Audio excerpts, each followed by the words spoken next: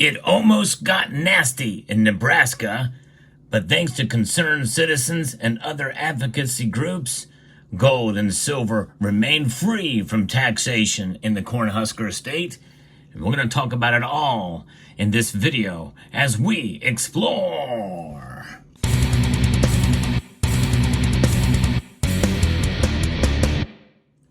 Gold and silver are money. Now, they don't trade as currency, but nonetheless, they're recognized still in the U.S. Constitution in Article 1, Section 10 as money itself. So it's immoral to tax money. We're going to talk about the immorality of taxation later, especially with regards to gold and silver. But first, this is the news that's coming to us from the Sound Money Defense League. In a powerful display of grassroots pressure, Nebraska politicians beat a hasty retreat just this past week in an attempt to brazenly grab taxes that would have reimposed sales tax on purchases of gold and silver in the Cornhusker state.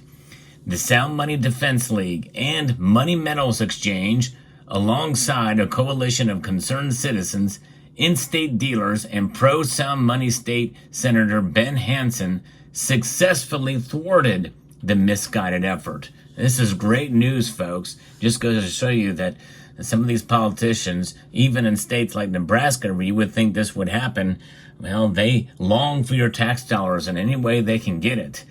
They have thwarted this effort now, proving that Nebraskans will not stand for attacks on their financial freedoms, especially during a time of rampant inflation. Legislative Bill 1 had sought to eliminate a long-standing sales tax exemption on precious metals and thereby align Nebraska with fringe pro-tax states like Vermont and Hawaii.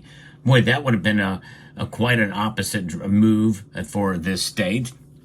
The overwhelming trend nationwide has been to eliminate this tax, with only 5 states still fully taxing gold and silver purchases.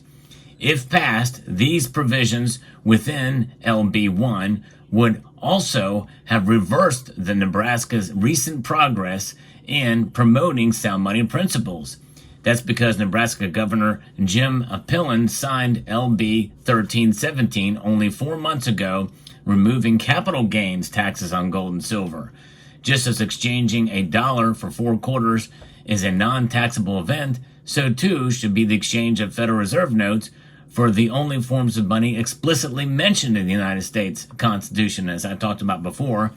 That's Article 1, Section 10, gold and silver to be free from taxation.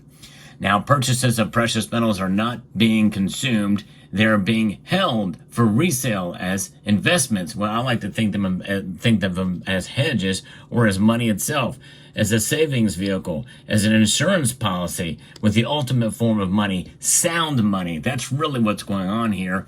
They should not be seen as investments at all. I think that's misleading. Yes, you can profit from gold and silver like you can any other commodity as a commodity, but there's something about the moral aspect of this. Taxation is immoral in many forms, as now that the United States does, because oftentimes you're taxed 2, 3, sometimes 4 times in the process. Your dollars are taxed in any which way, and many of that is really unconstitutional or extra constitutional at best. Senator Hansen said that Nebraskans should not be taxed on purchases on constitutional money. This misguided effort to increase the tax base would harm residents of our state looking to protect their wealth with money that has been preserved its value for thousands of years. The notion of sales taxes on these transactions is not only inappropriate, but also discriminatory, as other financial instruments such as stocks, bonds, and real estate are not subject to this sort of tax. Moreover, the abortive sales tax grab would have placed Nebraska businesses in a severe disadvantage, with every single neighboring state, which is South Dakota, Iowa, Missouri, Kansas, Colorado, and Wyoming, have exempted gold and silver from sales tax. Many Nebraskans would have simply taken their business elsewhere, depriving the state of actual taxable economic activity and, ironically, the tax revenue the bill sought to generate. So that just it. It does have a reverse effect of what people think it should, because they don't think through the process from basic economics 101. Exactly right there, that's for sure. And Nebraska's attempt to reimpose this tax mirrors past mistakes made by other states, mistakes that were quick to correct. In 2021, Ohio repealed its sales tax exemption on precious metals only to face immediate backlash. The Ohio repeal hurt in-state businesses, reduced tourism dollars, and harmed Ohio investors who sought to protect their wealth against inflation. Recognizing this damage, the Ohio legislature passed legislation to reinstate the exemption the following year. We have to fight for these, it seems like, in many of the states around the country, because politicians will try to sneak it back in with the riders on a bill and the like. But that just goes to show you that we need due diligence and pure diligence whenever we're as informed citizenry to what our legislators do. Now, Alabama, Utah, Wisconsin, Nebraska, Louisiana, and Kentucky have already passed legislation in 2024 ending sales and capital gains taxes on precious metals, declaring that central bank digital currencies are not valid money in their state. This reaffirms the metals as legal tender and empowering the state treasuries to invest state funds in gold and silver. That's important, folks. And I'm telling you, I'm seeing a growing trend of new stackers in this community, people that hold precious metals to preserve their wealth, people waking up to the value of precious metals in this high inflationary environment. And I guess that's the one good thing that inflation has done. It has woken up the masses as to what true sound money is. And the dollar, this debt instrument right here, is unsound money. And it does have value, but it's a declining state of value. It is not good money. Gold and silver indeed are good money. In fact, as you see here on this display, we have versions of money that actually circulated at one point in time. This is the United States half dollar, one of the most beautiful half dollars in creation, the Walking Liberty half dollar that has the eagle on the reverse here. And this is the highest denominated circulating gold coin in the United States history. This is indeed the $20 gold double eagle. That's right. And this is 0.96 ounces of pure gold, 90% gold, weighing over an ounce. This is based off of the fixed value at the time, $20.67. Why was it fixed? Because gold was the value. That was the value of gold.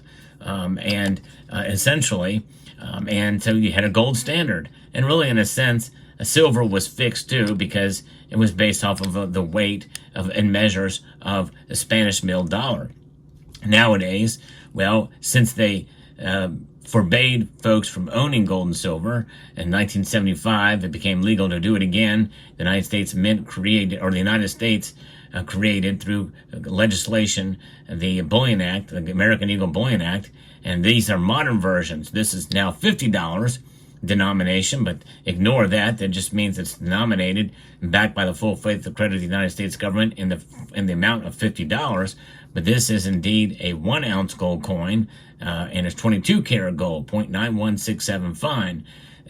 But nonetheless, the market value is as such now that this has increased in price of $2,500 an ounce as of the recording of this video.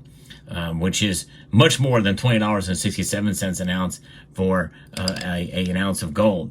This is silver, and this is the new silver dollar. It does not circulate, but it is the most popular and most widely minted and mostly minted bullion coin in the history of the planet. That's right. This is a silver dollar. And so you can own these and protect yourself. The United States government produces these bullion coins. It's immoral that they should be taxed at any state or federal level, including capital gains. Of course, there are no federal capital gains taxes on silver and gold American Eagles, but there are on, I think, old and other gold and silver from other nations. But it does not matter what's stamped on the pieces. Gold and silver themselves as denoted in the Constitution. It doesn't say what type of gold and silver it is. It's just that it's gold and silver. So there you have it. What an amazing thing, and good news for Nebraska.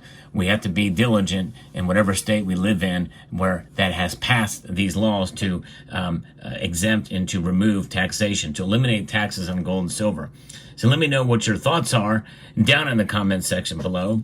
I hope you found this video informative, insightful, and educational. What I like to do on this channel is to provide you with the latest in the world of precious metals, news, analysis. And so if you find this content informative, I hope you will consider pressing the subscribe button if you haven't done so already, and pressing the thumbs up button if you find value in the content I provide here. So that being said, I'd like to extend a multitude of gratitude to each and every one of you for taking the time to watch this video, and to encourage you to please rate, share, comment, and be diligent in your acquisition of precious metals.